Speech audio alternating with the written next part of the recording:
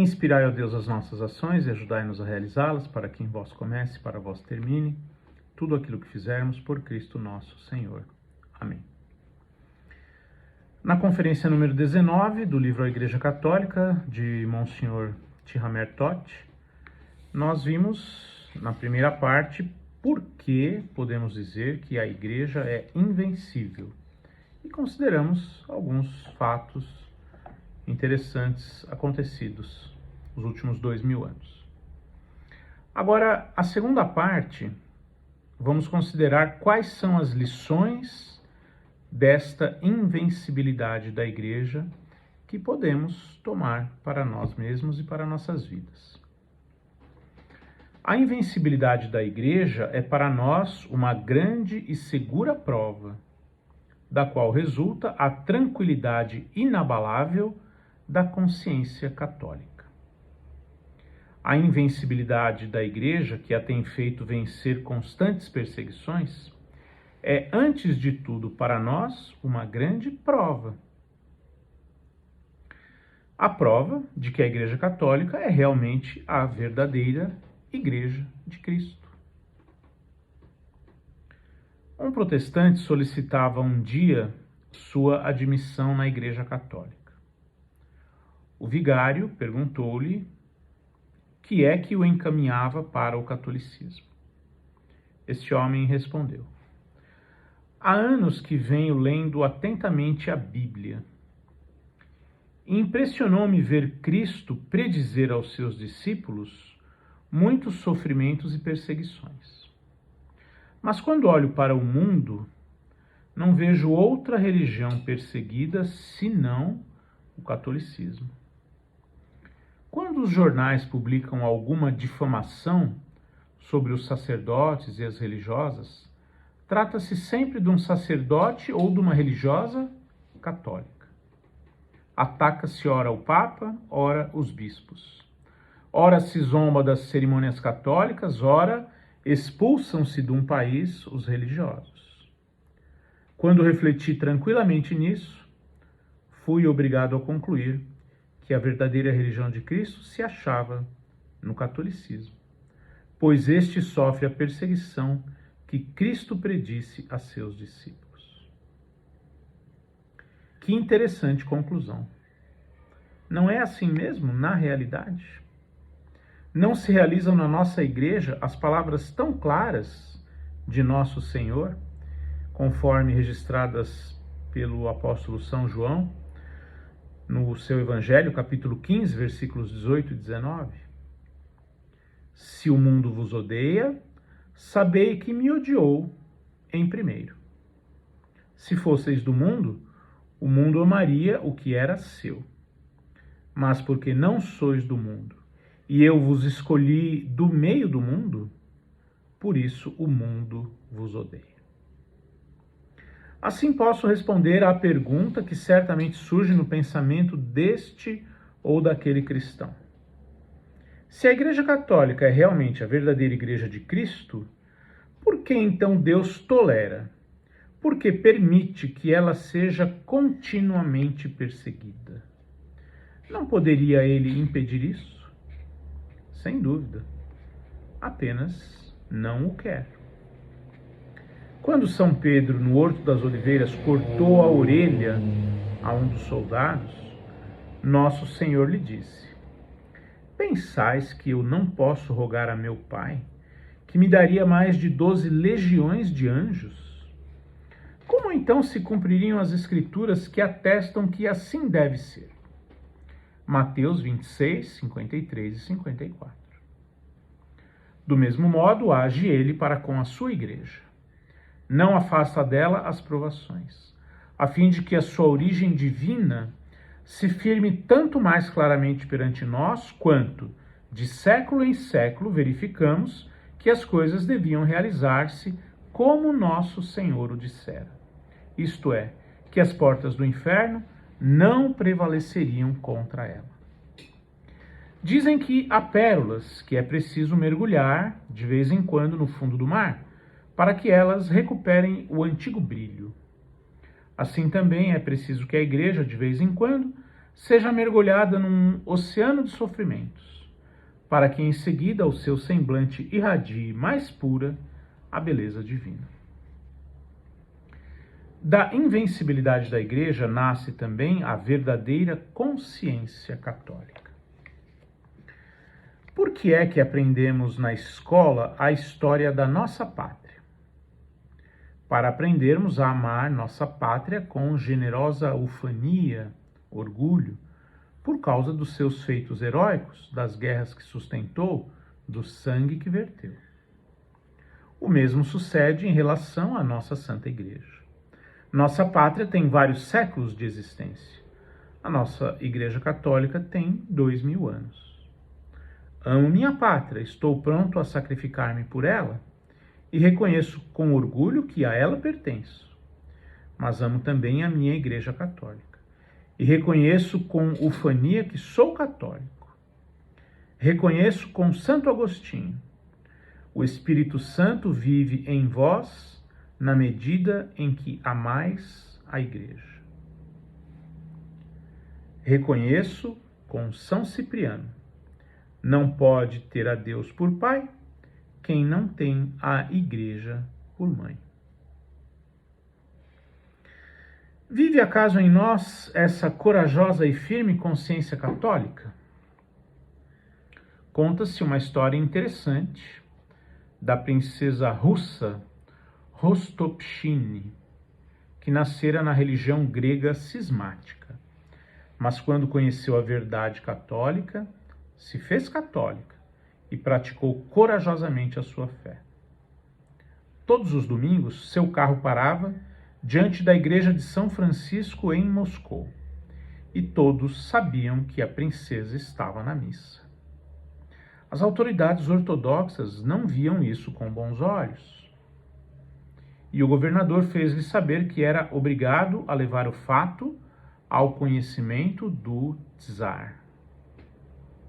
Mas a princesa dirigiu-se por carta ao czar antes do governador.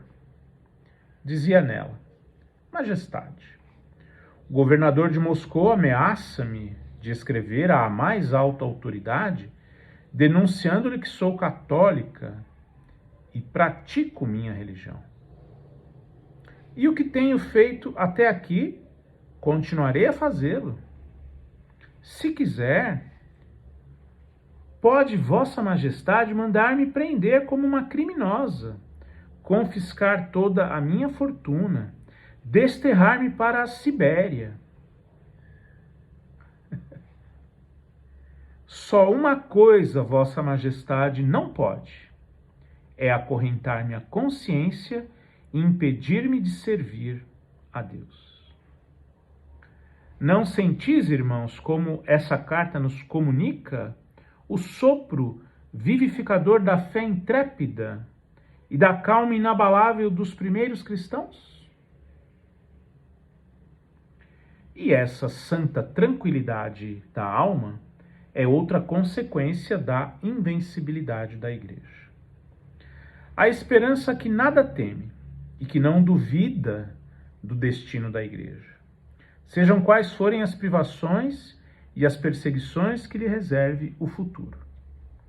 Sejam quais forem as perseguições que aguardem a nossa Igreja, podemos dizer tranquilamente: já vi bem maiores perigos.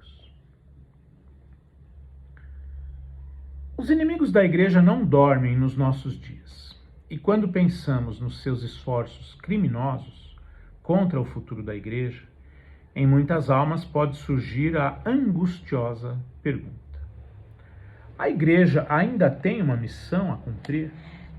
Não devemos recear que ela pereça? Mas vigoram também para o futuro as palavras de Cristo. Lucas 12, 32.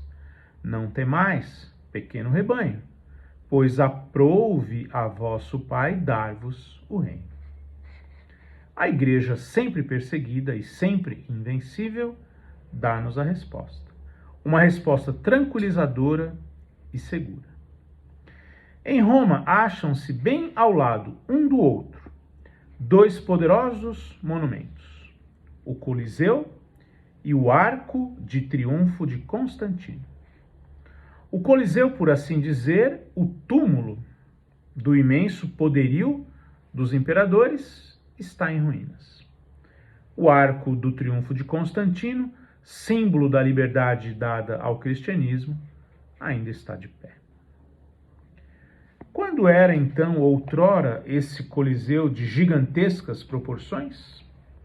Era a personificação do poder e do espírito de Roma.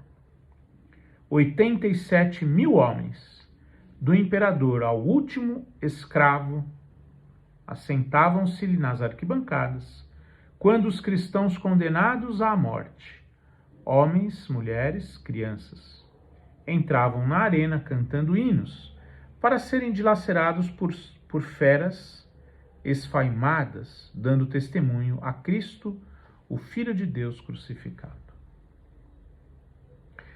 Mas ao cabo de 3 séculos de perseguições cruentas, o Senado e o povo romano elevaram, ao lado do Coliseu, o Arco de Triunfo de Constantino. E esse memorial da liberdade da Igreja ainda está de pé após 16 séculos, ao passo que o Coliseu tombou em ruínas. Há muito, diz Heine, que cessei de combater a Igreja Católica.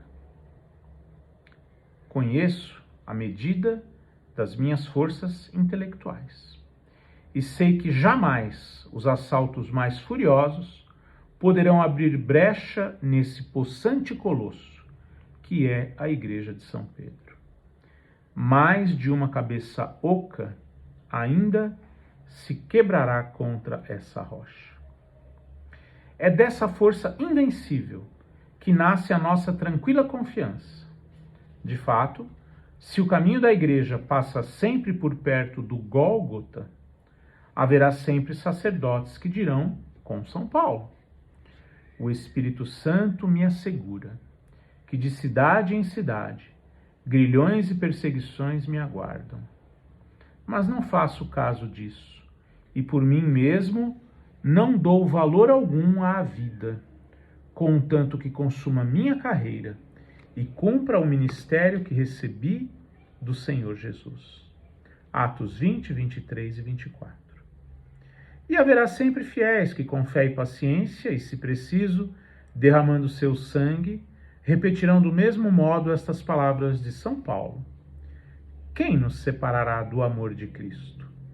Nem a morte, nem a vida, nem os anjos, nem os principados, nem as coisas presentes, nem as coisas futuras, nem as potestades, nem a altura, nem a profundeza, nem criatura alguma poderá separar-nos do amor de Deus em Jesus Cristo, nosso Senhor. Romanos 8, 35 a 39. Os que já tomaram parte numa audiência pontifical em Roma terão verificado com admiração a doce serenidade e a paz que irradiam do semblante do Papa. Olhai qualquer retrato do Papa, e a mesma tranquilidade nele se reflete. Não nos admiramos do semblante tranquilo de Cristo. Ora, o semblante cheio de serenidade do Papa é o reflexo da serenidade de Cristo. Admiramos especialmente a calma do semblante do Salvador, quando no dia da Ascensão, ele, de pé na montanha, fala ao círculo da igreja principiante. E ante seus olhos que tudo veem, passam as tempestades dos séculos vindouros. É essa paz que admiramos. Após contemplar essa série de tempestades, dá ele com uma calma divina esta última ordem: ide e ensinai todas as nações. Ide, diz nosso Senhor. Senhor, aonde havemos de ir? A toda parte. De cidade em cidade, de país em país, de continente em continente. Não haverá nem morte, nem fim, nem parada, nem obstáculo. Ide. As perseguições sangrentas dos imperadores romanos não podem ser obstáculo. Estou convosco. Acima do poder muçulmano, acima dos cismas, acima das violências abertas, acima das surdas maquinações dos maçons, em meio às atrocidades dos sem-Deus, eu estou convosco. Ide, batizai, confessai, dizei missa, pregai, consolai, levantai para o céu as cabeças fatigadas, e aconteça o que acontecer, não temais, pois o céu e a terra passarão, porém minhas palavras não passarão. Mateus 24, 35. E essa segurança, essa santa tranquilidade da alma, são os mais belos efeitos da invencibilidade da Igreja. Em conclusão, meus irmãos, na Sala do Vaticano, onde os papas assinavam os atos de importância capital para a sorte da humanidade, o Papa Júlio II mandou pintar por Rafael 4 quadros famosos. Representam eles a teologia, a filosofia, a poesia e o direito, isto é, a verdade enquanto revelação, enquanto trabalho da razão, enquanto beleza e enquanto ordem cristã. Essas 4 pinturas são um magnífico símbolo. Exprimem que a humanidade só achará a felicidade, a satisfação, a ordem e a civilização se as diversas formas da única verdade trabalharem em harmonia, auxiliando-se mutuamente. É assim que age e trabalha a Igreja de Cristo já há 19 e 20 séculos.